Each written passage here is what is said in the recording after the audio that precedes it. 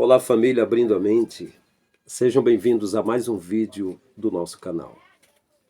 Você que ainda não é inscrito, inscreva-se, ative o sininho das notificações e receba em tempo real o nosso vídeo quando subir, e espero em breve fazer live também, assim que o nosso canal crescer mais um pouquinho. E se você gostar desse conteúdo no final, compartilhe esse vídeo com seus amigos. Deixa um like aí para o algoritmo divulgar mais o nosso trabalho. No final, deixa o zap para batermos um papo. Deixa o meu Pix para aquele que quiser colaborar com essa obra. Hoje eu não tenho remuneração de igreja, não sou mais pastor de igreja, não recebo dízimos e ofertas. Quase 10 anos, quando eu recebi, eu compartilhei e ajudei a famílias carentes. 10 anos sendo itinerante no Brasil, as minhas ofertas que eu consegui também repartir com pessoas carentes. Quando eu parei de viajar, fiz campanhas de quilo no meu carro, juntando 1 quilo de feijão e de arroz para ajudar alguma pessoa carente. Quando eu tive um acidente, eu passei a trabalhar com desenhos e eu estive quase 10 anos desenhando para pagar minha casa, que eu não tinha, para cuidar dos meus filhos, da minha família. Ultimamente, os últimos meses eu estive doente, quase sem trabalhar, por isso deixei o meu Pix para alguém colaborar conosco. Então, estou dizendo isso aqui porque algumas pessoas, já falei aqui, se escandalizaram porque acharam que é apenas um vagabundo qualquer, igual a muitos que estão, haters que estão por aí, que chegou na internet e já quer fazer sucesso e já quer fazer um pé de meia por aqui. Não, senhor, não, senhora. Antes de conhecer as pessoas, é melhor se informar para não passar vergonha, porque quem fala o que quer, ouve o que não quer. Meus queridos, eu queria mencionar aqui para vocês um personagem muito importante da história e importante da Bíblia Sagrada. Aquele que compôs alguns salmos, aquele que compôs o Cântico dos Cânticos, que é a parte romântica e erótica que tem na Bíblia, Cantares de Salomão. Aquele que sucedeu o reino do seu pai, Davi. Aquele que no seu reino teve muitas controvérsias. Aquele homem que, na história das sociedades secretas, ele é reverenciado como alguém da linhagem daqueles do compasso e do esquadro de maçons. Uma autoridade na área de ocultismo, escritor de livros, e que em Antioquia da Síria, diz a história, que muitos livros foram queimados, réplicas de livros de bruxaria de Salomão. Salomão que escreveu as máximas em Eclesiastes, Salomão que escreveu Provérbios. Eu muito li esses livros e valorizei, muito valorizei a pessoa de Salomão e ainda valorizo.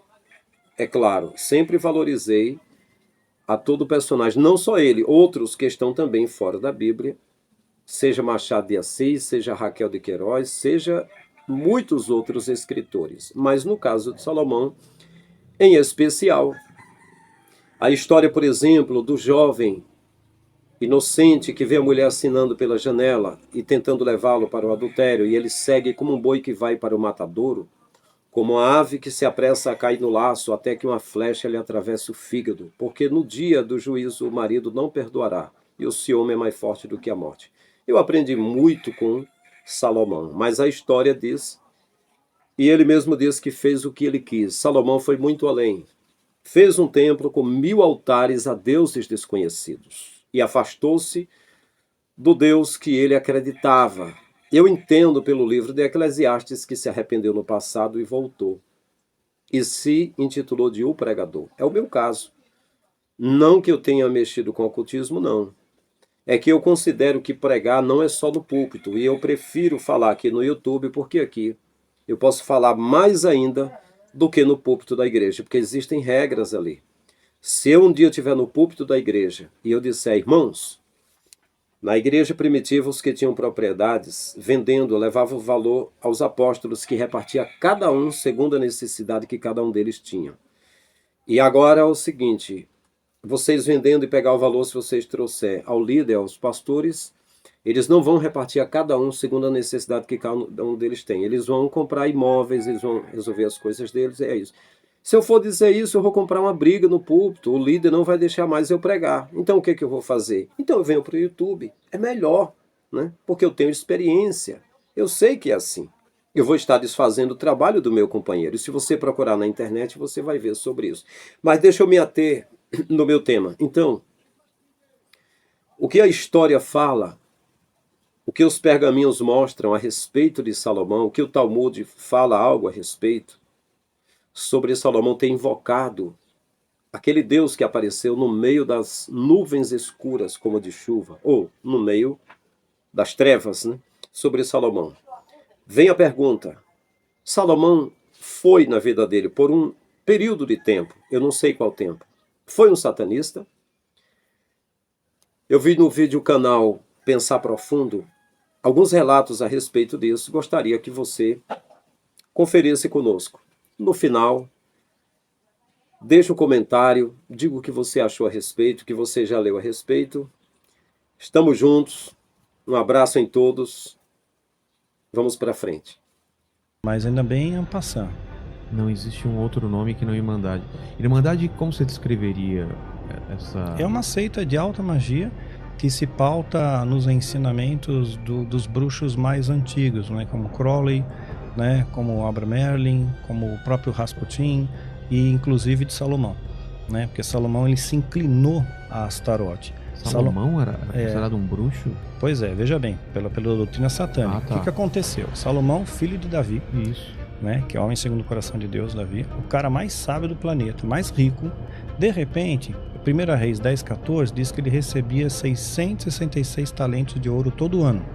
Um talento de ouro é uma medida de peso, que vale a 34 quilos.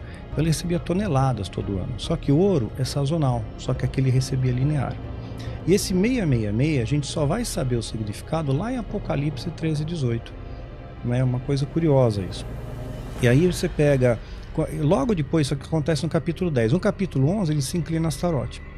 Então ele começou... Se inclinar? Astarote. O que é Astarote? Astarote é uma das entidades satânicas, né? Astarote, Asmodeu, vão estar em apócrifos, né? Especialmente o Asmodeu vai estar em apócrifos. Príncipe da luxúria e da corrupção, o Asmodeu.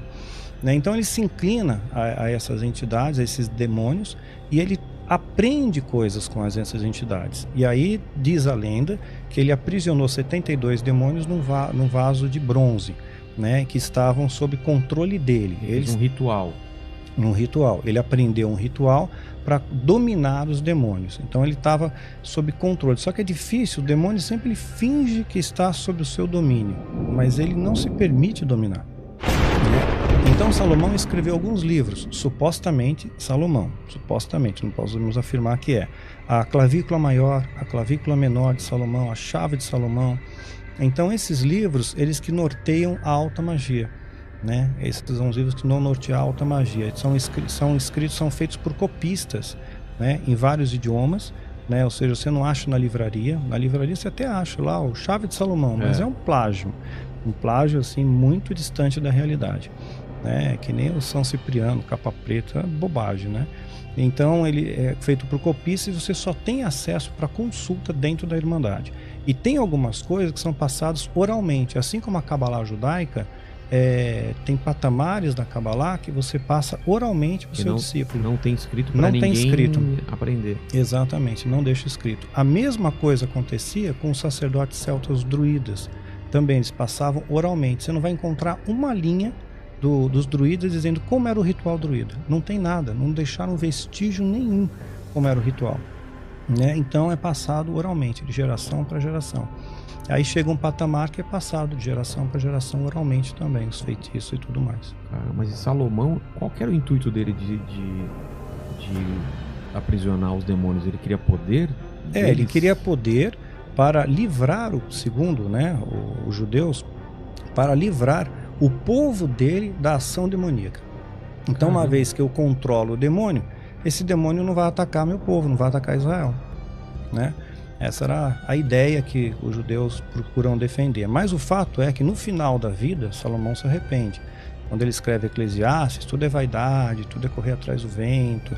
Fica claro o arrependimento de Salomão, mas ele aprendeu muita coisa, né? E ele acabou se transformando assim num dos pais da alta magia, graças a esses livros que ele deixou registrado, supostamente escritos por ele, né? Que tudo norteiam a alta magia. Você falou Abraham Merlin. Abraham Merlin. Merlin também? O bucho Merlin, o Abra Merlin, é a mesma coisa. É a mesma coisa? É, seria o nome composto Mas dele. Merlin do Rei Arthur, aquela lenda toda, tem a Isso, ver? Tem a ver. Tem a ver. Então, Merlin, né? O Salomão, que eles consideram como bruxo também. São Rasputin. quantos? 4. Eles 4. imitam os 4 evangelistas, né? Tudo é plágio. Tudo é plágio, né? Que nem o número 9 satânico, né? O 9 é divino. Jesus teve vitória na cruz na hora nona, a gente leva 9 meses para nascer, né? O círculo, que é uma figura geométrica perfeita, é 360 graus, 6, 3, 9.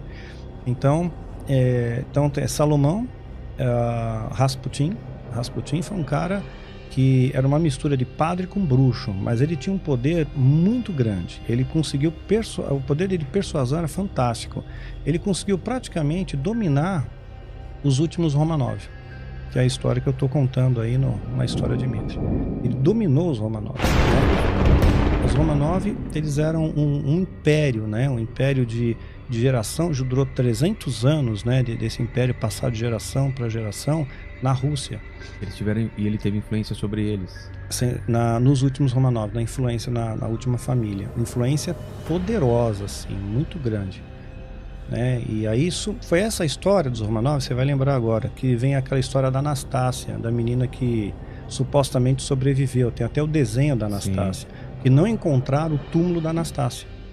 Né? Encontraram o túmulo de todos os outros, eles foram fuzilados, né? E a Anastácia, nunca ninguém achou o túmulo dela. Então, supostamente, ela conseguiu escapar, teoricamente. Mas ela tinha um irmão que era hemofílico, né? E quando ele fazia um corte, estava sangrando, eles ligavam para esse Rasputin, ele por telefone fazia um encantamento e o sangue parava de correr. E isso não está em literatura paralela, isso está na história. Se você buscar a história disso mesmo, o fato histórico, está lá registrado. Tentaram envenenar ele, tentaram matar Rasputin, porque ele começou a criar muito inimigo. Ele tinha tanta influência na família, no Romanov, que queriam matar ele. Deram veneno para ele, fizeram de tudo. Esse cara não morria. Simplesmente não morria. Ele continuava pleno da Silva. Você falou de Abramelin. Abramelin, por causa do meu livro, estudei muito.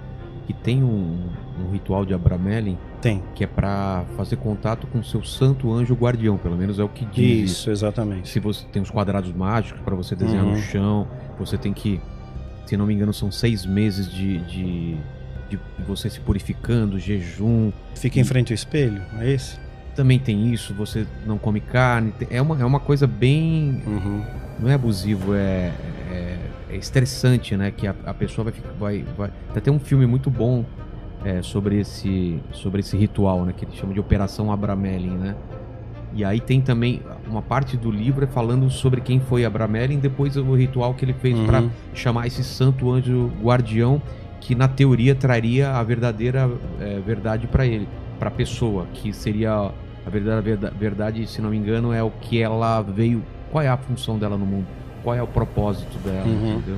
Então, existe isso é... Quer dizer, o ritual em si existe, mas esse anjo guardião não é um anjo de verdade. Seria uma enganação também. É uma enganação, é uma entidade que vai... Que se passa por um anjo... Exatamente. Porque até nesse ritual, que eu li bastante sobre isso, você primeiro, nos últimos dias, você inclusive invoca demônios para eles se prostrarem para você e trabalharem ao seu favor. E depois o anjo guardião, entendeu? Então eu achei estranho. É a mesma coisa do Salomão, de trazer demônios para trabalhar para você e te ajudar. Exato. A pegadinha do diabo é essa, né?